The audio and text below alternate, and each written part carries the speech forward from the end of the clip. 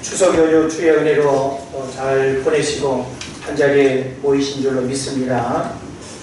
오늘은 10월 첫 주일로 하나님을 또 예배하는 시간인데 세속화로부터 벗어나라 라고 하는 제목으로 같이 말씀을 나누려고 합니다. 세속화라고 하는 문제, 우리가 늘 알고 있는 단어이고 또 늘 우리가 고민하는 또 부분이기도 한데, 오늘 여러분과 함께 이 신앙의 세속화의 문제들이 얼마나 심각한지, 왜 우리는 세속화로부터 벗어나기 위해서 힘쓰고 애써야 되는지 오늘 말씀을 잘 경청하시기를 바랍니다. 미국 뉴욕의 부활의 교회 목사인 조셉 마테라라고 하는 목사님이 어느 칼럼에서 이런 말을 했습니다. 세속화된 신앙인의 10가지 특징. 그러니까 이 10가지 내용은 바로 세속화된 신앙인의 모습을 이렇게 보여주는 그런 이제 내용이 되겠죠. 그래서 이제 미국인이다 보니까 그 표현에 있어서 조금 우리 정서와는 맞지 않은 부분들이 있어서 우리 정서에 맞게 각색 정리한 글을 여러분에게 소개하도록 하겠습니다. 자, 세속화된 신앙인의 10가지 특징. 첫째로는 기도와 성경 읽는 시간이 줄어든다라고 하는 것입니다. 여러분이 한 가지를 들으면서 나는 개인적인 신앙의 세속화가 어느 정도 진행되고 있는지, 얼마나 심각한지, 아니면 나는 아직 세속화는 안 되구나 라고 하는 사실을 우리가 발견할 수 있다면 너무나 좋겠습니다만은, 오늘 이 10가지의 내용은 바로 그런 나 자신을 점검할 수 있는 기회가 된다라고 하는 측면에서 잘 듣고 대입을 해보시기 바랍니다. 기도와 성경 읽는 시간이 줄어든다. 그리고 두 번째는 전도보다 친교의 시간이 더 많아진다. 제가 부연 설명은 가급적이면 안 하겠습니다. 세 번째로는 제자 삼는 사역을 위해서 헌신하지 않는다. 또 네 번째는 자신의 생각에 하나님의 뜻을 맞추려 한다. 다섯 번째는 돈과 명예가 이끄는 삶을 산다. 여섯 번째로는 관계가 예배보다 우선한다. 여기서 관계라고 하는 말은 교회 안에서 어떤 일이나 봉사, 마르다와 마리아인데 여러분이 생각하면 이해가 될 것입니다. 그 다음에 일곱 번째로는 술, 담배, 뇌물 등에 노출되면서 불편함이 없다. 이런 걸 하면서도 어떤 신앙의 양심에 가책이 없고, 그리고 부끄러움이 느껴지지 않고 하는 이런 이제 문제들이죠. 여덟 번째로는 하나님의 뜻, 말씀을 붙들고 처절한 과정을 거치지 않고 중요한 결정을 내린다. 그냥 세상 사람들이 생각하는 논리대로 결혼시키고 취업하고 동쪽으로 가고 서쪽으로 가고, 기도는 형식이고, 정말 기도를 통해서 하나님 주시는 감동, 기도를 통해서 하나님의 뜻을 분별하는 지혜, 이것도 없이 그냥 우리는 그냥 어떤 분위기, 여론, 또 때가 됐으니까 당연히 이렇게 해야 되는, 사람들의 어떤 시선이 더 중요한 하나님의 뜻과는 무관하게, 이런 부분들이 중요한 그 신앙인의 세속화의 내용들이라는 것입니다. 아홉 번째로는 예배에서 하나님의 임재를 경험하지 못한다. 여러분 지금 예배하시고 한 시간 후에 돌아가실 텐데, 예배를 통해서 하나님의 임재를 여러분이 경험하셨다면 특별한 은혜예요. 그런데 주일이니까 왔고, 한 시간 예배 드리는 걸로 그냥 나 스스로가 위안을 받고 만족을 느낀다면 이건 하나님의 임재와는 상관이 없는 거예요. 이건 이미 우리의 신앙의 중심이 세속화되었다는 하나의 기준이 되는 것입니다. 그리고 열 번째로는 시간, 물질의 청지기가 아닌 노예처럼 산다. 늘 입에 돈. 끊임없이 모든 세상의 논리를 돈으로 따지고 돈으로 계산하고 돈의 이치에 맞게 살아간다면 그 사람은 믿음하고는 상관이 없는, 구원받은 자의 삶과는 상관없는 그런 이제 모습임을 우리에게 말해 주고 있는 것입니다. 자, 10가지 뭐 다 기억은 못하시겠지만 여러분 들으면서 어떤 느낌이셨나요? 여러분의 세속에 물든 모습이 어느 정도라고 생각하십니까? 여러분 스스로가 이 세속화에 대한 자기 점검이 있기를 바랍니다. 우리 기독교 신앙에서 가장 무서운 적이 뭔가 하면 세속화예요. 우리는 세속으로부터 어떻게 됐죠? 구원받았죠. 그럼 그야말로 이거 돼야 되거든요. 손을 턴다 혹은 뭐 발에 먼지를 턴다. 왜냐하면 우리는 세속에서 구별된 삶의 자리로 옮겨왔기 때문에 더 이상 세속이 내 삶의 자리를 이렇게 영향을 미치면 안 된다라고 하는 거죠. 왜 그럴까요?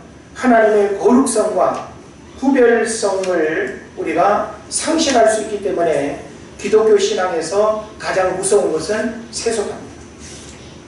여러분 스스로가 나 자신의 신앙의 세속화를 자가 진단하고 점검할 수 있어요. 이 속물, 내가 왜 이러지? 내가 왜 여전히 이러지? 왜 이렇게 바뀌지 않지? 우리는 우리들 스스로가 자신의 이런 세속적인 가치관, 세속적인 의식, 세속적인 습관, 세속적인 삶의 모습들 누가 말하지 않아도 우리들 스스로는 잘 알고 자기 자신을 판단합니다. 세속이 뭡니까? 속되다라고 하는 거예요. 다시 말하면 세상에 속했다는 거예요. 세상에 속했다는 말은 마귀의 영향력 아래 살아간다는 거예요. 그런 점 누구든지 그리스도 안에 있으면 뭐라 그랬어요? 새로운 피조물이라고 했습니다. 이전 것은 지나갔으니 보라 새 것이 되었도다. 우리는 성방송은 잘하는데 새 것이 되었도다라고 하는 이런 신앙 고백적인 삶의 모습은 여전히 부족하다는 것입니다. 지극히 현실적인 물질 만능적인 가치를 추구하는 것, 이게 바로 뭔가 하면 세속이에요. 여러분 어떻습니까? 우리 일상을 가만히 들여다보면 내가 과연 추구하는 삶의 가치가 무엇인가라고 하는 사실을 여러분이 들여다볼 수 있어요. 남을 보는 것이 아니라 하나님의 말씀의 거울 앞에서 나를 볼 수 있어요. 그래서 오늘 여러분이 10월 첫 주일로 예배하는 이 시간을 통해서 내 삶 속에 자리 잡고 있는, 나도 모르게 물들어 있는 이 세속화로부터 그야말로 때를 뺀다고 해야 되나요? 물을 뺀다고 해야 되나요? 이 세속화의 영향력을 여러분이 끊임없이 예배를 통해서, 말씀을 통해서 벗어버리지 않으면 우리는 무늬만 크리스찬이에요. 무늬만 아름다운 그것으로는, 교회가 붙어있는 그것만으로는 구원을 보장할 수가 없는 것입니다. 그러면서 우리의 삶의 방향은 신본주의여야 하죠. 신본주의가 뭡니까? 하나님 제일주의고 하나님이 내 삶의 중심이 되어서 믿음의 원리를 쫓아 살아가는 것이 신본주의예요. 그런데 신본주의의 반대는 뭔가 하면 인본주의가 되겠죠. 이 인본주의는 어떤 자식들을 많이 두고 있는지 아십니까? 인본주의는 자식들이 많아요. 인본주의 자식들이 어떤 놈들인가 하면 세속주의, 물질주의, 쾌락주의, 이성주의, 감정주의, 개인주의, 편리주의, 낙석주의는 아니에요. 인본주의 자식들이 이렇게 많아요. 하나하나 특징이 있지만 지금 이 인본주의가 품고 있는, 인본주의가 낳은 이 모든 자식들은 한마디로 말하면 세속적인 것들이에요. 우리는 예수 믿기 이전에는 그와 같은 삶을 추구했어요. 우리 그리스도인의 이 세속화라고 하는 것은 하룻밤에, 하루아침에 이루어지는 것이 결코 아닙니다.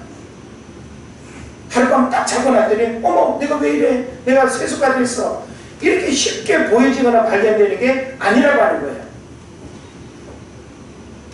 냄비 속의 개구리가 온도가 서서히 올라감을 느끼지 못하면서 결국 죽어가는 것처럼 세속화는 금방 쉽게 느껴지거나 발견되어지는 것이 아니라 나도 모르게 자연스럽게 현실 속으로 물들어 가는 것입니다. 그래서 여러분이 하나님과 점점 가까워지면 세상과는 점점 멀어지는 거예요. 근데 여러분이 여기서 세상과 자꾸 가까워지면 뭐가 멀어지는 거예요? 하나님과 멀어지는 거예요. 지금 우리가 이 코로나 시대를 살아가면서 코로나라고 하는 이 시대 환경은 우리로 하여금 하나님을 가까이 하게 하기보다는 자꾸 세상적인 삶의 원리를 우리에게 요구합니다. 예배 드릴 수 있는 환경도 불편합니다. 사실 우리가 이 믿음이라고 하는 것은 로마서 10장 10절에서 이야기하고 있는 것처럼 믿음은 들음에서 나며 들음은 그리스도의 말씀으로 말미암으라고 했죠. 믿음의 교제 대단히 중요해요. 목회자가 1년에 2차례 대시방을 하면서 성도들의 가정도 돌아보고 말씀도 고면하고 믿음의 교제도 하고 그러면서 아 그렇구나 이렇게 살아야 되는데 우리는 이런 만남 믿음의 교제들을 통해서 내 신앙을 객관화하고 또 다른 사람의 또 신앙 이야기를 들으면서 부끄러움도 느끼고 이러면서 우리가 성장하는데 조용히 마스크 쓰고 와가지고 기도는 제대로 하는지 찬양은 제대로 하는지 눈만 그냥 반짝반짝하고 원래 우리의 중심을 다 하나님께 드린다는 거 분명히 믿습니다만은 교제가 정상적이지 못한 이런 어떤 삶 속에서 우리가 너무나 많은 것들을 잃어버리고 그리고 너무나 소중한 것들을 우리가 잃어버리는 그런 이제 환경 속에 있다는 것 여러분이 공감해 줍니다. 할렐루야. 예수님 당시의 바리새인들은 철저한 율법적 삶을 추구하면서도 이율배반적인 모습들이 있었습니다. 구제, 금식, 기도 등에 있어서 내면에는 세속화로 물들어 있었죠. 그죠? 그리고 외형적으로는 그 누구도 따라갈 수 없는 종교의 이런 종교로 형식화되어진 모습 사람은 잘 몰랐어요. 야 대단하다. 바리새인들의 기도, 금식, 구제 어쩜 저렇게 열심일까? 어쩜 저렇게 야훼 하나님을 잘 섬길까? 철저한 종교인 외형적으로는 그들의 신앙을 그 누구도 흠잡을 수 없을 만큼 대단했습니다. 그러나 예수님은 그들의 중심을 정확하게 보셨어요. 외식하는 서기관과 바리새인들이요. 회칠한 무덤 같다. 독사의 자식들아. 예수님은 그들을 향해서 가장 무섭게 진노하시고 책망하셨습니다. 뭐 때문에? 뭐 때문에 책망하셨을까요? 내면의 세속화 때문일까요? 아니면 외형적 형식화 때문일까요? 예, 세속화라고 여러분이 답을 해야지 되는 겁니다. 둘 다일 수 있죠. 그런데 그 중심은 예수님이 정말 하시고자 하셨던 말씀의 중심은 그들의 내면적 세속화예요. 오늘 우리도 그렇지 않습니까? 주일날 교회가 헌금 드려, 공예배 잘 드려. 우리는 이런 걸로만 보면 최고, 예? 당신 최고라고 그렇게 우리가 말할 수 있을 것입니다. 그래서 여러분의 내면을 누가 들여다봐요? 여러분의 내면을 누가 평가합니까? 나 자신이나 알고 하나님만이 정확하게 아시죠. 우리는 좀 배웠다고 세상에서 내가 잘나가는 사람을 좀 안다고 버들을 피우면서 우리들 신앙의 내면은 세속화로 지저분하고 더러운 것들로 온갖 가득 차 있으면서 외형적으로는 그럴듯하게 포장하고 사람들한테 괜찮은 그런 어떤 신앙의 이미지만 우리가 이렇게 만드는 이것은 경계해야 되는 것입니다. 오늘 본문에서 성경은 이런 세속화의 문제들에 대해서 단호히 말씀합니다. 로마서는 1장부터 11장까지 교리적인 가르침을 언급한 후에 12장부터는 그리스도인의 삶에 대한 구체적인 생활 지침을 교훈하고 있습니다. 그래서 12장 1절에서는 삶으로서의 삶 예배를 강조하고 있어요. 거룩한 산제사로 드려라. 우리 몸을. 있습니까? 예, 굉장히 중요한 부분이에요. 이것도 뭐 사실은 아주 중요한 또 한 가지 메시지이기 때문에 따로 우리가 또 이렇게 말씀을 들을 수 있을 것이고요. 오늘 2절에서는 세속화에 대한 경계를 하고 있다는 거예요. 그래서 여기 한 구절의 말씀을 오늘 여러분이 읽으셨지만 로마서 12장 2절 말씀을 통해서 사도 바울이 또 예수님도 구원받은 하나님의 백성들에게 강조하는 그 메시지가 뭔가 하면 세속화에 대한 문제를 가장 정확하게 중요하게 언급하고 있다는 거예요. 그래서 지금 2절에서 뭘 말씀합니까? 너희는 이 세대를 본받지 말고 라고 했어요. 지금 이제 뒤에 제가 이 부분에 대한 설명을 다시 하겠습니다만은 이게 바로 세속화에 대한 메시지예요. 너희는 이 세대를 본받지 말고, 다시 말하면 너희는 절대 구원받은 하나님의 백성으로서 교리적인 가르침도 우리가 잘 알아야지만 실제 신앙생활이라고 하는 측면에서 삶으로서 드리는 예배와 더불어 바로 세속화에 대한 부분들을 너희들이 경계하지 않으면 안 된다라고 하는 것입니다. 본문은 성도가 실제 삶에서 취해야 할 소극적 자세로서 악한 세대를 본받지 말라는 고면입니다. 이것을 원문의 뉘앙스를 살려 다시 번역하면 그리고 너희는 계속 이 세상과 같은 모양이 되지 말라, 그런 뜻이에요. 이건 뭐예요? 우리가 예수 믿기 이전과 이후는 같아야 돼요? 달라야 돼요? 달라야 된다는 거예요.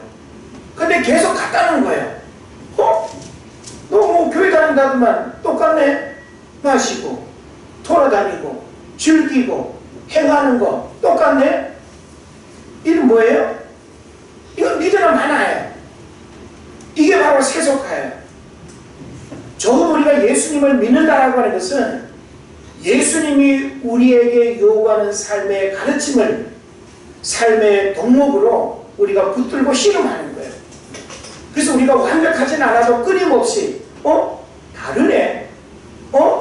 예수 믿기 이전과는 너무나 다르네? 그 다름의 삶이 나를 알고 있는 수많은 사람들에게 뭔가 변화되었다라고 하는 것을 보여줘야 되는 거예요. 먼저 우리 가정 안에서부터 가장 가까운 가족들 혹은 일가 친척들에게 역시 예수 믿는 가정이 좀 다르구나. 우리 같으면 이렇게 큰 소리 쳤을 텐데 저렇게 이해하네, 배려하네, 섬기네. 근데 예수 믿는다고 하면서 더 움켜쥐고 더 욕심부리고 더 배려가 없고 더 강박하고, 그러면 예수 믿는 이유가 뭐냐 이 말이에요. 그래서 바로 지금 너희는 이 세대를 본받지 말라라고 하는 이 말은 그리고 너희는 계속 이 세상과 같은 모양이 되지 말아라. 그리고 혹은 너희는 자기 자신을 이 세상과 동일시하지 말아라. 우리는 분명히 세상이라고 하는 이 한 나라에 속해서 살아가고 있어요. 우리가 하나님을 믿는다고 해가지고 공중을 막 둥둥둥둥 뭐 손오공처럼 구름 타고 다니면서 그렇게 우리가 사는 게 아니에요. 그럼에도 불구하고 우리는 세상과 같아서는 안 된다는 거예요. 야고보서 4장 4절에 뭐라고 말합니까? 성경은 세상과 벗된 것이 하나님의 원수라고 경고하고 있습니다. 이게 뭐예요? 여러분이 세상과 가까운 친구가 되어버리면 하나님과는 원수가 된다는 거예요. 그래서 우리는 세상 사람들이 추구하는 것, 세상 사람들이 가장 가치 있게 여기는 것, 우리는 무가치하게 버릴 수 있어야 돼요. 세상에 연연하는 것이나 세상에 대한 모방은 하나님의 사랑이 그 속에 있지 않다는 증거가 됨을 유념해야 됩니다. 요한일서 2장 15절 이하에서 말합니다. 또 우리는 자신을 산 제물로 하나님께 드린 자들입니다. 먹든지 마시든지 무엇을 하든지 다 그분의 영광을 위해서만 하는 것이 마땅하다는 것입니다. 그래서 이 세상은 우리가 기경하고 또 씨를 뿌려서 변화를 추구해야 할 일터이지 우리 자신이 동화되어야 할 것이 아니라는 거예요. 자꾸 우리는 시대 환경이 이러니까 어쩔 수 없잖아. 사람들이 다 그렇게 말하고 사람들이 다 그렇게 생각하고 사람들이 다 그렇게 살아가는데 어찌 나만 다르게 살아갈 수 있냐고 그렇게 말합니다.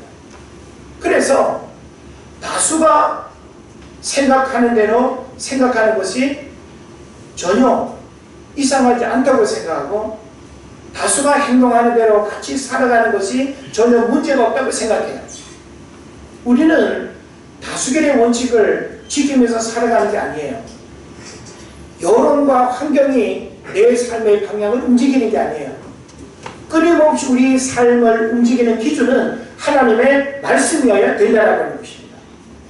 그래서 로마서 12장 2절 다시 한번 읽으면 너희는 이 세대를 본받지 말고 오직 마음을 새롭게 함으로 변화를 받아 하나님의 선하시고 기뻐하시고 온전하신 뜻이 무엇인지 분별하도록 하라 라고 했습니다. 구약에서 세속에 물들지 않고 올곧게 신앙의 정절을 지키며 믿음의 원리로 세상을 살아갔던 위대한 인물들이 많이 있습니다. 저는 그 많은 인물들 가운데 한 사람을 이야기하려고 합니다. 그는 바로 다니엘입니다. 다니엘 1장을 보면 다니엘과 그 세 명의 친구들이 왕의 그 진리를 거절하죠. 그리고 왕궁에서 모든 학문을, 그러니까 그 바벨론의 모든 학문을 다 배우고 익히면서 그리고 왕의 음식을 먹어야 하는 상황이 주어집니다. 그때 뜻을 정하여 왕의 진리를 거절하고 히브리 문화와 야훼 하나님의 신앙을 지키는 모습을 우리에게 보여주고 있습니다. 이게 바로 뭘까요? 바벨론이라고 하는 그 시대 환경 속에서 더군다나 바벨론 포로의 신분으로 살아가는 그 상황에서 생존을 위해서라도 당연히 타협하고 생존을 위해서라도 당연히 먹어야 하고 생존을 위해서라도 당연히 그 모든 환경을 받아들여야 하는 것이 일반적인 이치일 거예요. 그런데 그 젊은 청년들이었죠. 다니엘과 세 명의 친구들, 당시 그 청년들의 신앙 고백이 어땠습니까? 타협하지 않았다. 이 얘기는 한마디로 말하면 자신들의 그 신앙과 기독교 문화라고 하는 이것을 세속화로 변질시키지 않았다는 것입니다. 할렐루야. 네. 제가 읽고 있는 책이 또 있습니다. 바벨론에서 그리스도인으로 살기라는 책입니다. 여러분 한번 생각해 보세요. 바벨론에서 그리스도인으로 산다는 거 쉬울까요? 어려울까요? 어렵죠.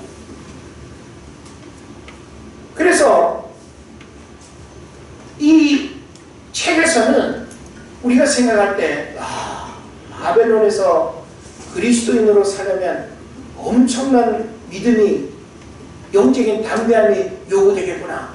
그렇게 살아야 되는 거 아니야? 그걸 가르치는 거 아닐까? 이런 생각을 해볼 수 있죠. 그런데 이 책에서는 다니엘의 믿음이 강조되지 않고 있다는 거예요. 레리 오스본이 이 책에서 다루는 다니엘의 세 품성은 소망과 겸손, 지혜입니다. 다시 말하면 바벨론에서 그리스도인으로 살아갈 수 있는 비결이 이 세 가지 품성이라는 거예요. 세상을 이기고 마귀의 유혹을 이기고 내 신앙의 정절을 지키고 내가 가진 그 믿음을 변질시키지 않을 수 있는 그것은 더 큰 믿음이 아니라 바로 이 세 가지의 품성이 내가 어떤 상황 가운데 놓여 있을지라도 그것을 이길 수 있는 비결이 된다는 것입니다. 성경적 소망은요, 세상에 맞설 용기를 줍니다. 여러분, 하늘 소망을 분명히 갖고 있는 사람은 땅의 모든 것에 연연할까요? 연연하지 않을까요? 절대 연연하지 않습니다. 어떤 미련도 없어요. 그러니까 세상적, 성경적 소망을 가진 이 다니엘은 어떤 것도 두렵지 않기 때문에 세상에 맞설 용기를 갖는다는 거예요. 대단하죠? 그 다음에 성경적 겸손입니다. 아, 저 사람 참 성품이 겸손해. 성품이 겸손한 거하고 그리고 하나님으로부터 주어진 겸손을 가지고 살아가는 것하고는 분명히 다릅니다.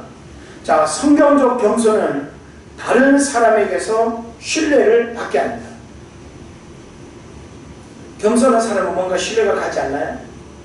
교만한 사람은 뭔가 좀 이렇게 신뢰감이 떨어지고 뭔가 믿고 맡기고 의지하기가 불안합니다. 그런데 겸손한 사람은 어때요? 믿음직스럽고 뭐든지 다 맡겨도 괜찮을 것 같고. 그래서 성경적 겸손은 다른 사람에게서 신뢰를 받게 하는, 바로 이 다니엘과 세 명의 친구들은 이런 겸손이 있었기 때문에 왕도 나중에 사자굴에 던져졌을 때 왕이 그냥 말을 그냥 헛말을 먼저 해가지고 다니엘의 죽음을 두려워하고 불안해하고 막 그러지 않았습니까? 이게 바로 뭐예요? 신뢰예요, 신뢰. 사람에 대한 신뢰는 어떤 이런 종교적인 믿음이 아니라 바로 이런 성경적 겸손이 그런 영향을 미치게 된다는 것입니다. 또 성경적 지혜는 뭡니까? 전체를 보는 눈을 갖게 한다. 그래서 다니엘은 앞으로 되어질 일들에 대한 예언적 메시지까지 통찰력 있게 주님으로부터 받는 그런 은혜를 보게 되는 것이죠. 우리가 속한 삶의 터전에서 실제로 이 품성을 살아낼 때 이 용어들은 성경책 속에 박제된 진부한 개념이 아니라 이 시대에 실제하는 능력이 된다는 것입니다. 매일이 영적 싸움터와 같은 전쟁을 경험하며 살아가고 있습니다. 바벨론에서 그리스도인으로 어떻게 살아야 할까? 여러분 진지한 고민이 여러분 있어야 될 줄로 믿습니다. 바벨론은 무엇을 의미할까요? 우리가 살고 있는 세상입니다. 그래서 우리는 쉽게 바벨론화 되기가 쉬워요.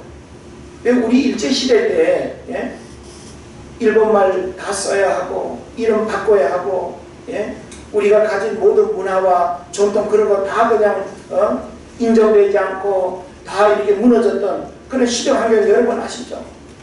그 환경 속에서 올곧게 우리 것을 지키기 위해서는 이 땅에서는 못 사는 거예요. 우리 것을 지키기 위해서는 이 땅을 떠나야 했습니다.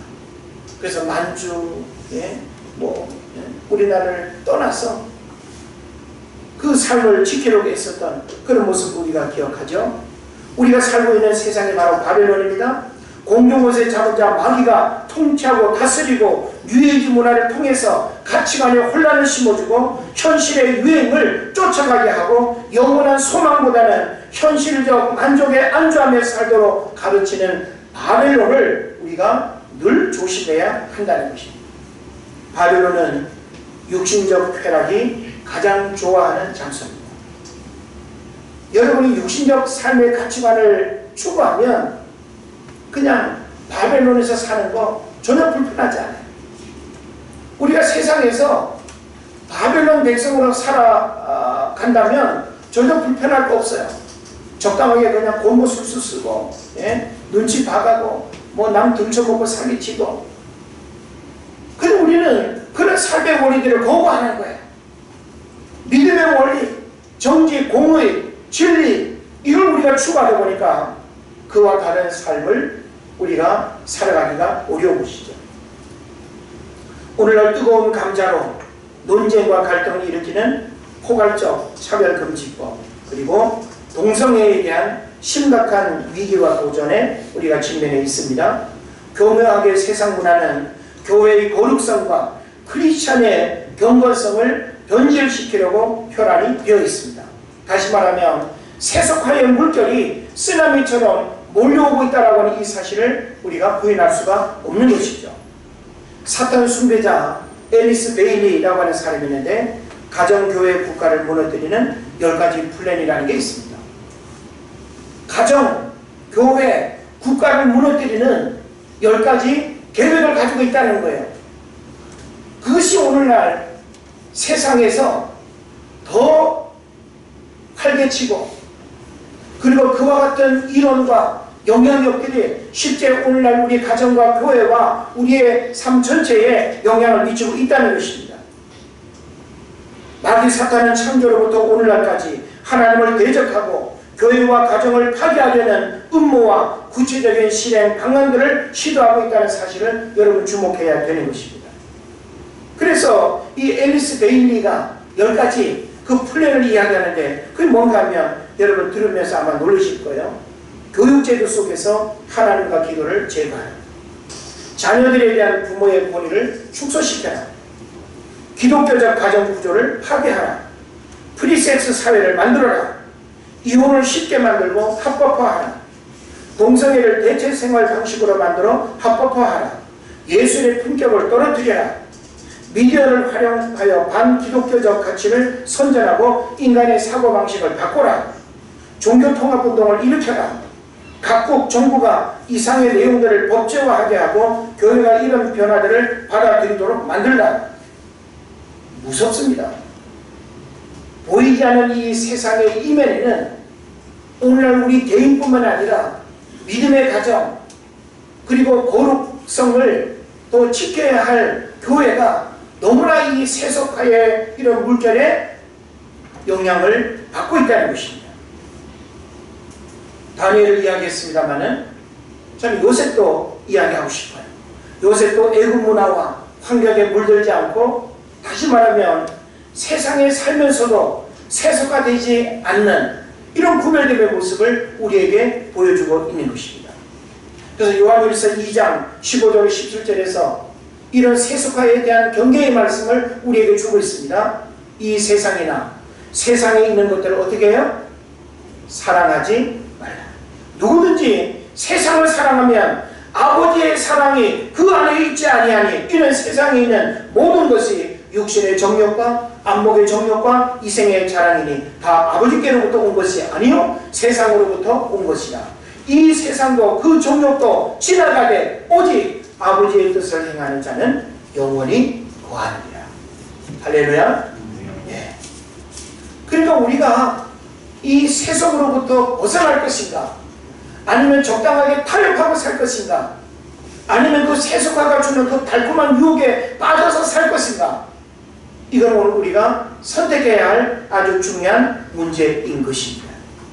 고린도전서 2장 6절 7절을 보면 이 세상의 지혜나 통치자들의 지혜가 아니라 하나님의 지혜로 살아가야 된다는 것을 강조하고 있어요. 여러분, 세상의 지혜 탁월하죠. 세상 통치자들의 지혜 탁월합니다. 그러나 성경 우리로 하여금 하나님의 지혜로 살아가야 된다. 이게 바로 세속화로부터 우리의 신앙과 우리의 삶을 지킬 수 있는 중요한 비결이라고 하는 것입니다. 저는 구체적으로 여러분에게 오늘날 교회의 세속화가 무엇인지, 우리 개인 신앙의 세속화는 무엇인지 이걸 여러분에게 말씀드리려고 합니다. 여러분 한번 생각해 보세요. 자, 수많은 교회들 중에 우리 은혜제일교회가 있습니다. 우리나라에 교회 수가 약 6만여 개 됩니다. 적을까요? 수많은 교회들, 상가교회도 있고 건물이 있는 교회도 있고 도시교회도 있고 또 시골교회도 있고 다양한 교회 형태들을 우리가 볼 수 있는데, 중요한 것은 교회는 건물의 개념을 이해해서는 안 된다는 거 여러분 아시죠? 자, 그러면 오늘날 교회의 세속화는 여러분 무엇이라고 판단하시나요? 여러분 스스로 한번 생각해 보세요. 우리 개인의 신앙도 세속화되어서는 안 됩니다. 우리 믿음의 가정도 세속화되면 안 됩니다. 우리가 섬기는 교회도 세속화되면 안 됩니다. 세상 속에 살아가고 있지만 세상의 영향력이 우리 교회와 가정과 우리 개인 가운데 들어오면 안 된다는 거예요. 그런 면에서 오늘날 교회의 세속화는 여러 가지가 있을 텐데, 첫째로는 말씀의 감격과 회개의 역사가 일어나지 않는 예배, 세속화된 교회. 교회 와서 예배 드릴 때 막 웃어야 되고 재밌어야 되고 그래야 됩니까? 교회는 사서삼경을 가르치는 인간의 덕목과 도덕적이고 윤리적인 가르침을 주는 그런 곳이 아니에요. 교회는 하나님의 뜻으로 벗어난 우리 인간의 죄를 깨닫고 돌이키고 회개하고 구원받아 하나님의 백성이 되면 이 삶의 고민들이 일어나는 것이 교회여야 되는 것입니다. 예수님도 예루살렘 교회를 출입하시면서 강도의 구렬로 만들었다고 상을 둘러엎으시고 내 집은 만민이 많은 곳이다, 기도하는 집이라고 예수님이 선언하셨어요. 교회는 오락을 위해서 모이고 친교를 위해서 모이고 사업상 자신의 어떤 이익을 위해서 모이고 허전해서 교회 가고 외로워서 교회 가고 아니에요. 말씀의 감격과 회개의 역사가 일어나지 않는 예배는 세속화된 교회예요.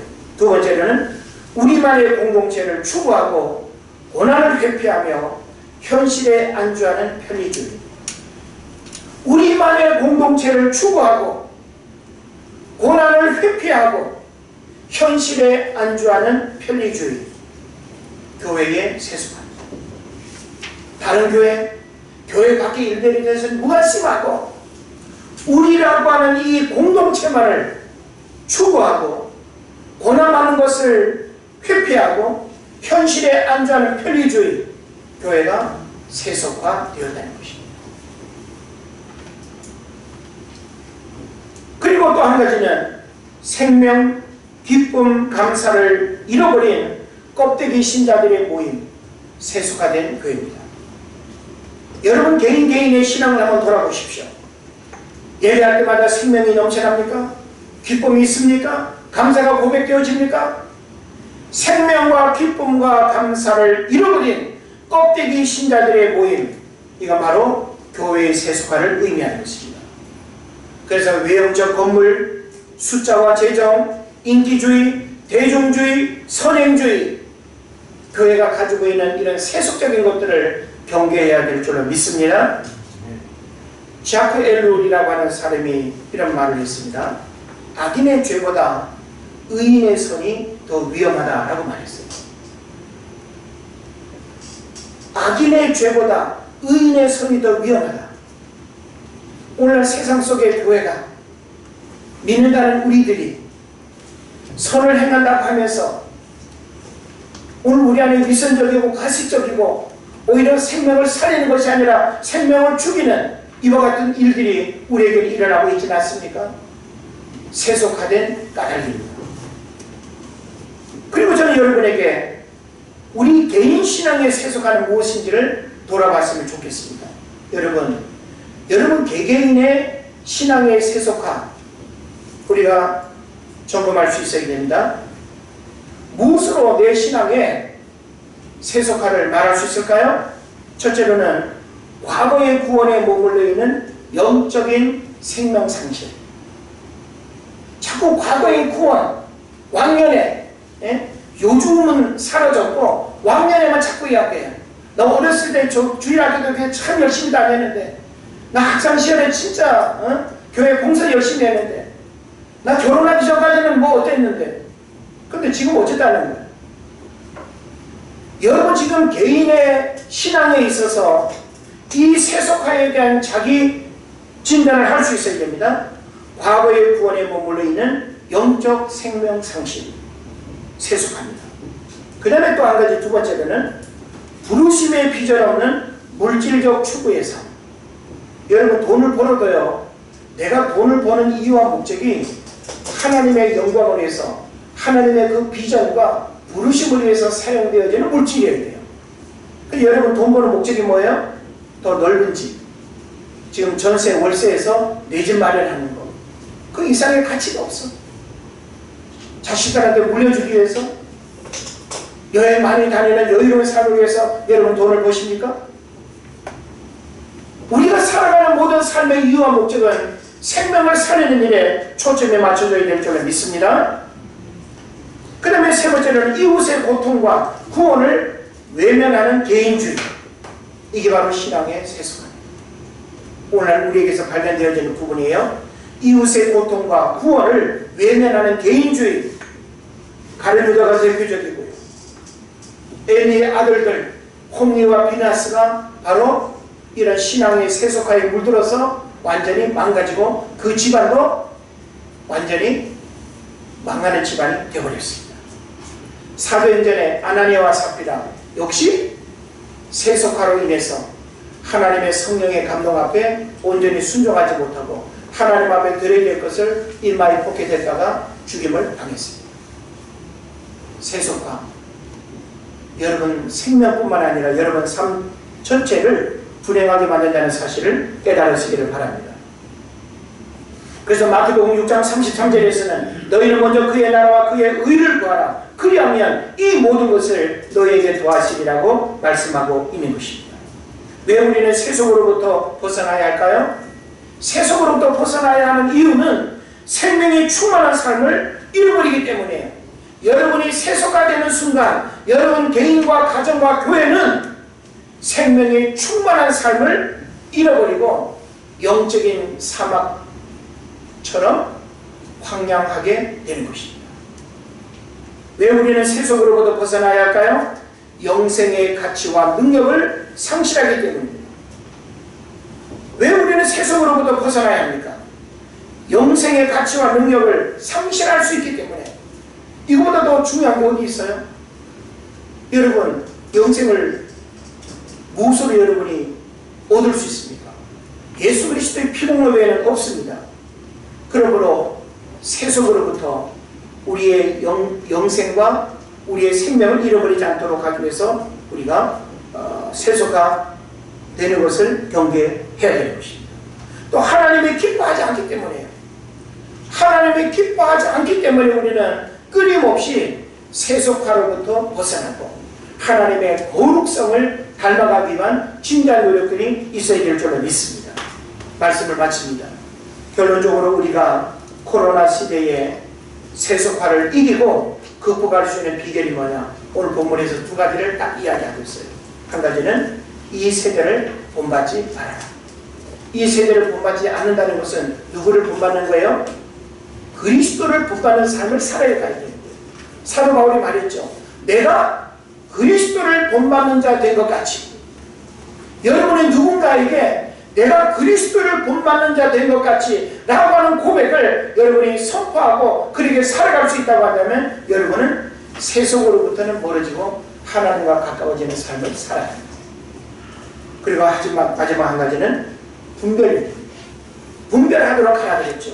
뭘 분별해요? 영적인 분별력이 있어서 하나님의 선하시고 기뻐하시고 온전하신 뜻이 무엇인지 분별해야 된다고 했습니다. 우리에게 분별력이 없으면 세속화되는 거예요. 옳고 그름에 대한 분별, 나에게 다가오는 눈앞의 것들을 분별할 수 있는 분별력, 이것이 우리에게 있어야 될 줄을 믿습니다. 하나님 저와 여러분을 사랑하십니다. 우리의 신앙이 더 이상 시대 환경 가운데 세속화로 물들기를 하나님이 원하지 않습니다. 여러분의 신앙이 하나님 앞에 거룩성과 경건성을 잃어버리지 아니하고 구원받은 자의 구별된 삶을 통해서 그것이 축복의 통로가 되는 은혜를 누리며 살아가시기를 주의 이름으로 축원을 드립니다. 기도하겠습니다.